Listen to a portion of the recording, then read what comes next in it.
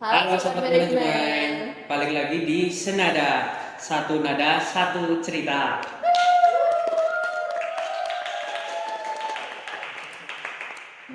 Nah, untuk di Senada kali ini ada aku, Muhammad Fatih, dan teman saya.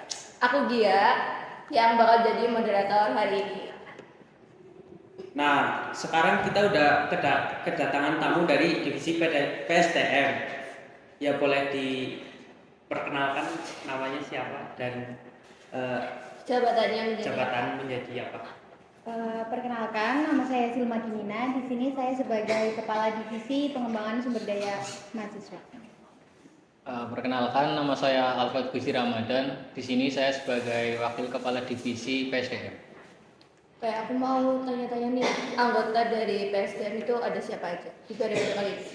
Untuk anggota Divisi PSDM periode kali ini, yang pertama ada Alia sebagai staf, kemudian ada Anggun sebagai staf, dan ada Cindy sebagai staf. Kan periode ini berarti masih keikut magang ya? Itu ada siapa aja? Untuk anak magangnya sendiri, yang pertama ada Nisa, ada Sally, dan ada Syafina.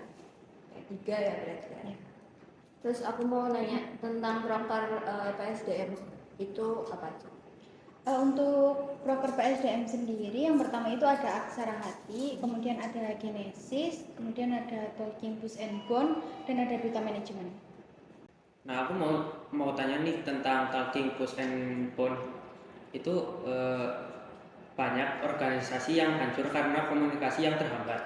Bagaimana sih Talking Push and Bond ini menjamin bahwa anggota himpunan merasa aman dan tidak takut untuk menyampaikan keluh kesah mereka secara jujur? Yang pertama tentunya dari divisi PSDM ini kan sebagai wadah ya untuk menyampaikan keluh kesah bagi anggota internal maupun anggota magang. Nah, dari PSDM sendiri yang pertama itu melakukan pendekatan. Jadi dilihat dulu dari antar individu baik dari divisi PSDM maupun dari divisi yang terkait. Kemudian divisi PSDM ini memastikan bahwa semua apa yang telah disampaikan itu aman. Nah, aman yang di sini yang dimaksud itu seperti yang telah disampaikan itu bersifat rahasia karena hanya beberapa pihak-pihak saja yang tahu terkait dengan hasil penyampaian keluh kesah maupun permasalahan yang ada. Kemudian nantinya dari hasil-hasil tersebut akan ditindaklanjuti di upgrading yang masuk ke dalam rangkaian program kerja Talking Push and Bond. Oke, aku mau nanya, setelah aspirasi atau keluh kesah itu ditampung gitu ya, langkah apa sih yang biasanya dari PSDM itu ngambil biar sesi ini tuh nggak cuma sekedar tempat curhat aja, tapi benar-benar membawa perubahan? Jadi dari PSDM ketika udah ngelaksanain talking, kan udah tahu nih hasil dari keluh kesah tiap anggota apa aja. Dari PSDM nanti akan merangkum semua hasil talkingnya, terus diserahin ke Badan Pengurus Harian, terutama ke ketum sama waketum, buat nanti dijadiin bahan evaluasi di upgrading 1. Berarti upgrading 1 udah terlaksana ya? Udah. Itu ada perubahan nggak sih setelah upgrading 1 itu? Buat perubahan secara signifikan mungkin masih belum terasa, tapi buat sedikit perubahan tentunya ada. Terus aku mau tanya ke proker yang selanjutnya. Itu ada Genesis. Genesis itu kan berarti kalau periode kemarin sama aja kayak magang gitu ya. Nah, Genesis ini kan menyiapkan untuk penerus dan memfasilitasi apa yang paling ditekankan biar mahasiswa tuh siap menjadi penggerak di masa depan. Jadi kan divisi PSM ini kan sebagai wadah untuk pengembangan bagi anggota baik internal maupun anak magang. Untuk anak magangnya sendiri di sini dari PSDM kan memplotting setiap anggota ke beberapa divisi. Harapannya di setiap divisi tersebut anak magang itu ikut serta dalam seluruh kegiatan program kerja maupun di divisi sendiri maupun lintas divisi. Nah, harapannya setelah ikut serta dalam berbagai proker, tentunya nanti anak magang setelah periode magang selesai nantinya dapat memperoleh output seperti manajemen waktu, disiplin, problem solving seperti itu. Nah, terus kan berarti dari setiap anak magang kan nggak selalu semuanya ekstrovert gitu ya. Pasti ada yang introvert atau pendiam gitu. Gimana sih Genesis ini tuh memastikan bahwa mahasiswa yang punya kepribadian introvert tuh mereka sama porsinya dalam organisasi ini?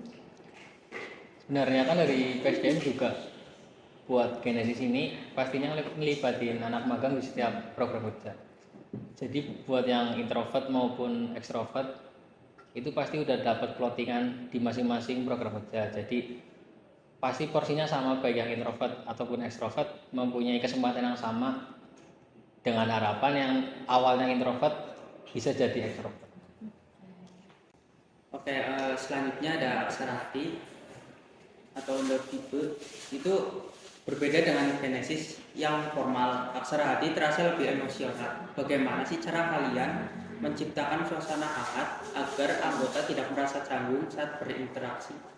Dalam proker aksara hati ini PSDM menciptakan suasana hangat itu dari berbagai kegiatan ya, dari rangkaian acara aksara hati tersendiri. Aksara hati itu kan program kerja makrab himpunan. Jadi dalam kegiatan ini meliputi kegiatan seperti main games, terus ada juga bakar-bakar untuk periode ini ya. Kemudian ada juga untuk seperti pensi. Nah, dari acara-acara tersebut itu kan di plotting bukan berdasarkan anggota divisinya ya, tapi dibentuk kelompok kembali. Jadi tujuannya itu untuk membonding anggota-anggota internal pada masa awal periode. Selanjutnya, dalam organisasi konflik itu pasti ada. Bagaimana sih peran program aksi silaturahmi ini dalam memitigasi atau meredam gesekan antara anggota? Sebenarnya kan kalau program yang aksara hati ini dilaksanakan waktu awal periode. Nah, tujuannya kan biar ngebonding antara anggota. Nah, kalau dari sesama anggotanya udah ada ikatan yang dekat, pasti kan kemungkinan buat terjadi konflik sama gesekan itu menjadi kecil. Jadi tujuannya itu sih, meminimalisir terjadinya gesekannya. Selanjutnya, dalam organisasi besar sering muncul kelompok-kelompok kecil atau kubu itu. Nah, bagaimana aksara hati ini memastikan tidak ada fragmentasi atau eksklusivitas antar kelompok tersebut? Seperti yang sudah disampaikan tadi ya, bahwa di acara hati ini itu dibentuk kelompok kembali, jadi tidak dalam satu divisi gitu. Nah, kelompok ini tuh antar divisi yang tentunya sudah menjadi bahan pertimbangan divisi PSDM untuk membentuk kelompok itu dan memplotting anak-anaknya itu supaya tidak ada kelompok dalam kelompok. Oke, aku mau tanya ke proker selanjutnya itu ada duta manajemen ya, kalau nggak salah. Kan duta tuh sering banget dianggap cuma sebagai wajah dari organisasi aja. Gimana sih program ini memastikan bahwa yang terpilih nantinya itu tuh benar-benar punya kapasitas intelektual dan komunikasi yang mumpuni? Jadi kan untuk rangkaian pada acara pemilihan duta manajemen itu kan melalui berbagai rangkaian seleksi ya. Yang pertama itu ada tes tertulis, kemudian ada tes public speaking dan tes minat bakat yang tentunya di situ sudah dinilai oleh juri-juri yang berkompeten pada bidangnya masing-masing. Nah, untuk bahan pertimbangan PSDM menentukan siapa yang pantas menjadi duta manajemen dan duta favorit itu berdasarkan penilaian juri tadi. Kalau boleh tahu kemarin tesnya itu apa aja yang akademik? Tes akademik itu meliputi tes manajemen operasi, manajemen pemasaran, dan manajemen sumber daya manusia. Terus aku mau tanya lagi nih, kan buat mahasiswa umum yang nggak ngikutin seleksi duta, manfaat apa yang mereka bisa rasakan secara langsung dengan adanya program ini? Kalau buat manfaat mahasiswa Saira itu kan dengan adanya duta manajemen bisa dijadikan role model buat mereka yang kemarin nggak ikut seleksi. Jadi duta manajemen itu bisa dijadikan sebagai sosok inspiratif biar mereka tuh terpancing buat ikut berprestasi juga. Terus nih, tanggung jawab terbesar apa seorang duta manajemen setelah terpilih? Dan gimana sih cara mereka tuh berkontribusi langsung sebagai citra program studi dari manajemen S1? Buat tanggung jawab sebagai duta manajemen yang pasti, yang pertama itu buat nge-branding program studi ya. Terus yang kedua, dari duta manajemen itu nantinya ada kewajiban buat mengikuti kegiatan perlombaan akademik. Kalau nanti dari duta sendiri itu mendapatkan juara, yang pasti itu dapat meningkatkan citra program studi manajemen di keluarga sivitas akademika FEBUM.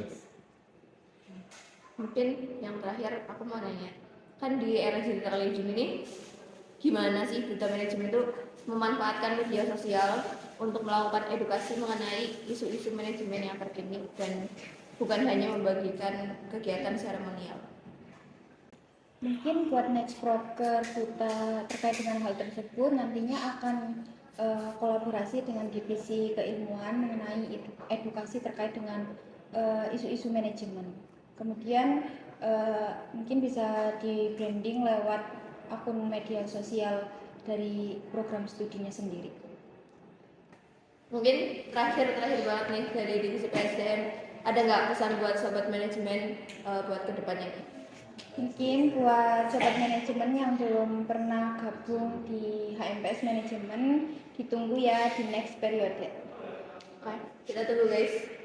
Kalian ada di HMPS Manajemen S1. Oke, mungkin itu dia teman-teman dari divisi PSDM. Kita cukupkan senada kali ini. Bye bye.